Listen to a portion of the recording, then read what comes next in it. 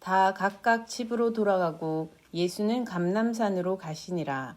아침에 다시 성전으로 들어오시니 백성이 다 나아오는지라.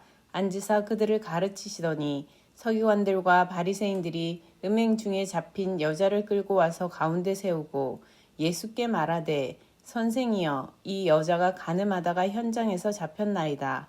모세는 율법에 이러한 여자를 돌로 치라 명하였거니와 선생은 어떻게 말하겠나이까. 그들이 이렇게 말함은 고발할 조건을 얻고자 하여 예수를 시험함이러라. 예수께서 몸을 굽히사 손가락으로 땅에 쓰시니 그들이 묻기를 마지 아니하는지라. 이에 일어나 이르시되 너희 중에 죄 없는 자가 먼저 돌로 치라 하시고 다시 몸을 굽혀 손가락으로 땅에 쓰시니 그들이 이 말씀을 듣고 양심의 가책을 느껴 어른으로 시작하여 젊은이까지 하나씩 하나씩 나가고 오직 예수와 그 가운데 섰는 여자만 남았더라. 예수께서 일어나사 여자 외에 아무도 없는 것을 보시고 이르시되 여자여, 너를 고발하던 그들이 어디 있느냐? 너를 정죄한 자가 없느냐? 대답하되 주여, 없나이다. 예수께서 이르시되 나도 너를 정죄하지 아니하노니 가서 다시는 죄를 범하지 말라 하시니라. 아멘. 고발하던 자의 양심이라는 제목으로 오늘 말씀 보도록 하겠습니다.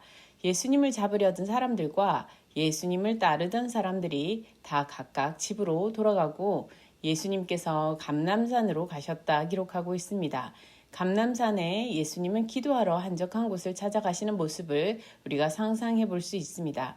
오늘 본문은 예수님께서 아침에 성전에 다시 가셨을 때에 예수님께 나온 백성들에게 말씀을 전하시는 중에 벌어지는 이야기입니다.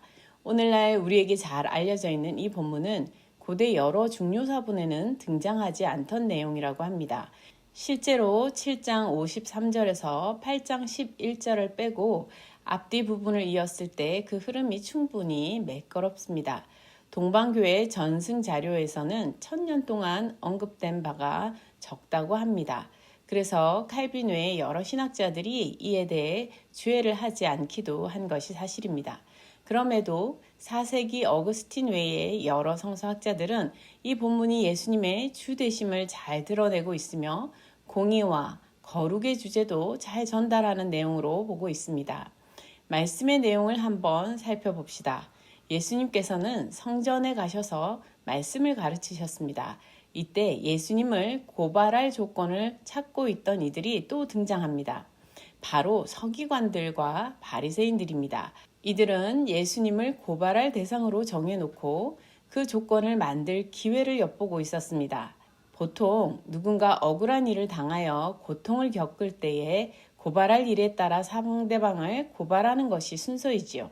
하지만 이들은 예수님을 고발할 대상으로 미리 정하여 두고 고발할 조건을 찾고 있는 것을 볼 수 있습니다. 누군가가 예수님께 피해를 입어 고발을 하는 그런 상황이 아닌 것이죠. 털어서 먼지 안 나는 사람 어디 있어? 저 사람을 좀 털어봐. 저 사람은 가만히 두면 우리에게 위협이 될 것 같아. 우리에게 불리하게 될 테니 작은 꼬투리라도 잡을 것이 있나 좀 알아봐.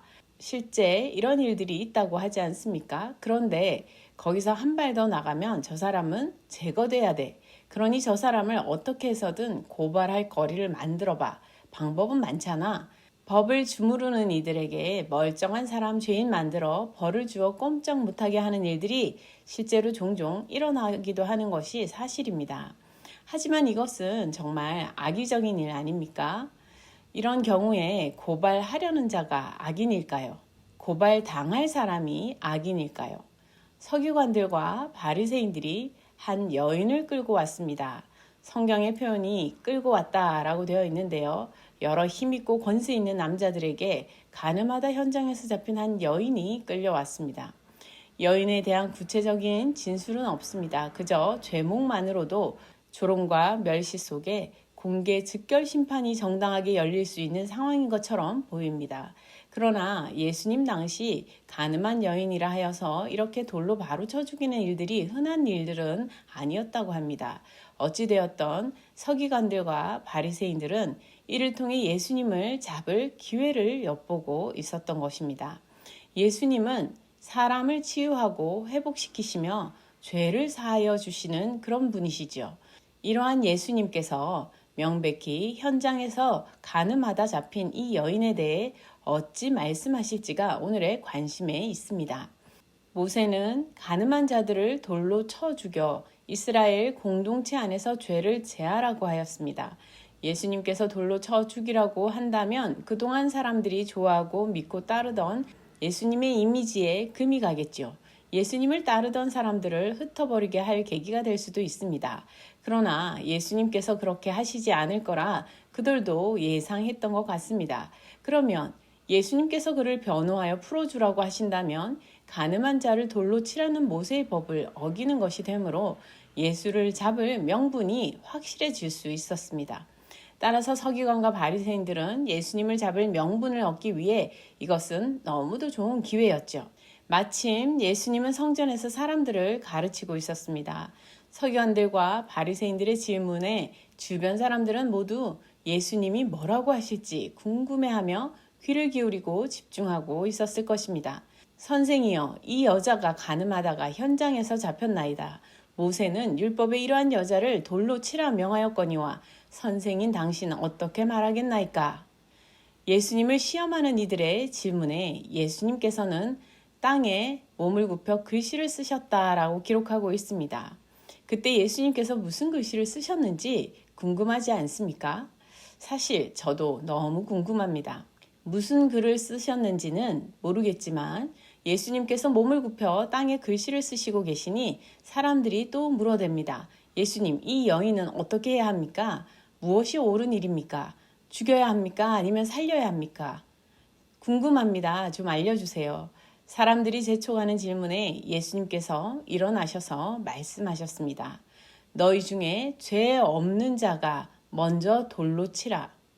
그렇게 말씀하신 뒤 다시 몸을 굽혀 땅에 계속 글씨를 써내려 가셨다고 합니다. 간음은 혼자 저지르는 죄가 아니죠. 지금 이 현장에 끌려온 여인만 죄인인 것이 아닙니다. 그러나 남자는 어디로 간 것일까요? 레위기와 신명기 등 모세의 율법에 간음한 자는 여인뿐 아니라 남자도 모두 돌로 쳐 죽이라고 되어 있습니다. 그러면서 인생에서 남자를 처음 만난 여인은 결혼을 하게 함으로 죽이지 못하게 하였습니다.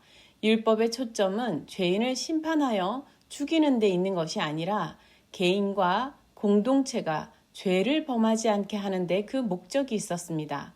또 범죄하였더라도 남자를 처음 만난 여인은 남자가 책임지도록 하였던 것입니다. 가늠한 현장에는 분명 예수님과 사람들 앞에 끌려온 이 여인뿐 아니라 남자가 있었을 것입니다. 그러나 사람들은 눈앞에 여인만 멸시하며 바라보고 그 남자에 대한 언급은 전혀 없는 것을 볼 수가 있습니다. 이들에게 남자의 죄는 돌을 쳐 죽일 정도의 감정은 아니었나 봅니다. 지금도 어떤 나라에서는 남자에게는 아무 책임을 묻지 않고서 여자에게 죄의 짐을 지우는 곳들이 있기도 합니다. 이것은 정말 옳지 않은 일이지요. 남자에게만 책임을 묻고 여자는 아무 문제가 없다고 하는 것도 아닐 것입니다. 죄를 범하는 인간은 누구나 죄에 대한 책임이 있기 마련인 것입니다. 여인을 돌로 쳐 죽여야 되지 않느냐 묻고 있는 이 서기관과 바리새인들, 그리고 그 대답이 궁금하다며 기다리고 있는 많은 남자들에게 예수님은 무엇인가 의미심장한 말씀을 땅에 쓰셨을 것입니다. 성경에 나오는 그 어느 누구도 죄 없는 자는 없었습니다. 아담과 하와가 하나님의 말씀을 떠나는 것을 시작하여 가인이 동생을 죽이는 등 그 외 끝없는 죄가 인류의 역사와 함께하였습니다. 노아의 심판 이후에 하나님께서 다시 심판하지 않으시겠다 약속해 주셨기에 아직 우리 모두가 살아있는 것이지요. 인간이 나면서부터 생각이 악하다 성경은 기록하고 있습니다. 다윗도 솔로몬도 죄를 범하였습니다. 그러나 그들은 바로 돌로 쳐 죽이지는 않았지요. 모세가 전해준 율법이 아무 가치가 없어서가 아니라 죄를 떠나도록 가르치고 상기시키는 말씀에 초점이 있었기 때문입니다. 모두가 죄인이지만 때로는 재판하거나 죽이는 자는 그럴 힘을 가졌고 심판하고 죽임 당하는 자는 그럴 힘이 없어 벌을 받고 죽임을 당하는 경우도 있는 것입니다. 공의가 제대로 작동하지 못하는 사회가 된다면 얼마든지 악한 자가 힘을 휘두르는 사회가 될 수 있습니다. 물론 벌을 받는 사람도 죄인이겠지만 벌을 받지 않는 더 큰 죄인도 있을 수 있다는 것입니다. 사회의 정의와 공의가 꼭 필요한 것은 세상이 이처럼 뒤집혀지지 않기 위해 꼭 필요한 것입니다. 여인을 향해 돌을 던지려는 자도 모두 죄인들이었습니다. 한 사람이 돌을 들면 여기저기 익명으로 돌을 들 수 있었습니다. 물이라는 익명성 안에서 하나님의 말씀이 무엇인지 깊이 생각지 아니하고 사람들은 때로는 폭력적인 것을 정당화하며 죄조차도 정의로 둔갑시키는 경우가 있습니다. 학교와 직장에서 따돌림의 문화가 바로 이러한 무리 안에서의 폭력성의 모습을 잘 나타낸다 할 수 있습니다. 폭력을 행하는 것을 부끄러워해야 함에도 불구하고 전혀 부끄러워하지 않습니다. 악한 일조차 몇몇 다수의 지지 속에서 힘을 얻으면 사람들에게 드러내놓고 악한 일을 행하기를 꺼려하지 않습니다. 우리는 이러한 사회가 되지 않도록 모두 깨어 있어야 할 것입니다. 물론 본문에 등장한 여인은 간음한 여인으로 죄인 맞습니다. 그러나 죄를 범한 남자는 같이 벌하려는 의지가 전혀 보이지 않는다는 점에서 공의는 벌써 찾을 수가 없습니다. 죄를 떠나 거룩한 사람, 거룩한 공동체로 살기를 원하지만 공의로움이 없는 곳에 거룩은 있을 수 없습니다. 이미 불의가 죄이기 때문입니다. 예수님께서는 너희 중에 죄 없는 자가 있느냐 물으십니다. 죄 없는 자가 누구냐? 죄 없는 자가 먼저 돌로 치라. 사실 죄 없는 자가 없었습니다. 아니 딱 한 분, 예수님만이 죄 없는 분이시지요. 예수님을 법정에 넘길 좋은 기회를 얻었다 생각하던 서기관과 바리새인들도 감히 죄 없다 할 수는 없었습니다. 고발자로 불의한 중에 폭력적 성향을 내보이며 서 있던 그들이 하나님 앞에서 자신들에게 죄인이라는 양심의 소리가 들려오는 것입니다. 하나님은 우리에게 양심을 주셨습니다. 양심은 우리 자신을 깨끗한 그릇으로 돌보는데 아주 중요한 역할을 하는 것이죠. 불의를 깨닫고 죄를 깨닫게 하여 줍니다. 우리의 심령과 영적 눈을 열어주는 계기가 되기도 합니다. 아무 죄 없으신 예수님은 이 여인을 둘러싸고 있던 사람들을 한 사람씩 모두 돌아가게 만드셨습니다. 그리고 예수님께서 여인에게 물으셨습니다. 너를 고발하려던 자가 어디 있느냐? 너를 정죄하는 자가 없느냐? 네, 예수님, 아무도 없습니다. 예수님께서 나도 너를 정죄하지 않는다 하시며 너는 가서 다시는 범죄하지 말아라 하며 그 여인을 자유롭게 보내어 주셨습니다. 사실 예수님은 죄가 없으신 분이시며 죄를 심판할 자격이 유일하게 있으신 분이셨지만 간음한 여인에게 벌을 주시려 하시지 않으셨습니다. 그를 둘러싸고 고발하던 자들을 부끄럽게 하셨고 그를 정죄하며 죽음으로 내몰던 이들을 연기처럼 사라지게 하셨습니다. 새의 올무에 잡힌 것 같았던 그녀를 자유롭게 풀어주시며 다시는 죄의 올무에 잡히지 않는 자유를 잃지 않는 삶을 살아라 말씀하셨습니다. 오늘 우리 사회에도 예수님의 말씀을 통해 우리의 양심이 다시 작동할 수 있기를 바랍니다. 우리가 있는 공동체마다 작은 공동체에서 큰 사회와 나라에 이르기까지 힘없는 사람들에게 공의롭지 않게 벌을 주는 그런 행위를 멈추게 되기를 원합니다. 공의로움과 거룩함이 같이 가는 것임을 알고 공의를 구하며 함께 거룩을 구할 수 있기를 원합니다. 또 간음한 여인이 만난 주님을 우리도 만날 수 있기를 소망합니다. 죄에서 우리를 자유케 하시는 주님을 만날 수 있기를 바랍니다. 죄는 우리에게 목숨을 위협하는 올무입니다. 예수 안에서 이 올무를 벗어나 자유롭고 복된 삶을 누리실 수 있기를 바랍니다. 함께 기도하시겠습니다. 하나님 아버지, 우리의 양심이 다시 살아나게 하여 주옵소서. 우리 모두가 죄인된 것을 알게 하시며 공의롭지 못한 우리의 일상을 깨닫게 하여 주옵소서. 남자와 여자에게 공의롭게 하며 어린이와 어른에게 공의롭게 하며 가진 자와 없는 자에게 공의롭게 대하게 하옵소서. 배운 자와 배우지 못한 이들에게 공의롭게 하며 아픈 자와 건강한 자, 장애인과 비장애인에게 공의롭게 대하게 하여 주옵소서. 공의를 구하지 않는 것이 이미 죄인 것을 깨닫게 하여 주옵소서. 우리 가정과 학교와 일터와 나라가 공의가 가득한 땅이 될 수 있도록 주님 돌보아 주옵소서. 여인에게 있던 죄의 올무를 풀어주신 주님, 우리에게 매인 죄의 올무를 풀어주시며 이제 다시 죄를 범하지 말라 하시는 예수님의 말씀을 듣고 죄를 떠나는 삶을 살게 하여 주옵소서. 거룩한 주의 백성으로 복되게 살게 하여 주옵소서.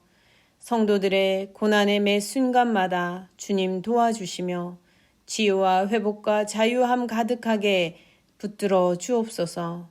특별히 몸이 연약한 중에 있는 성도들 강건하게 회복되게 하시며 코로나19 시대에 고통을 겪는 모든 아픈 이들 가운데 함께하여 주옵소서. 감사드렸고 예수 그리스도 이름으로 기도드립니다. 아멘.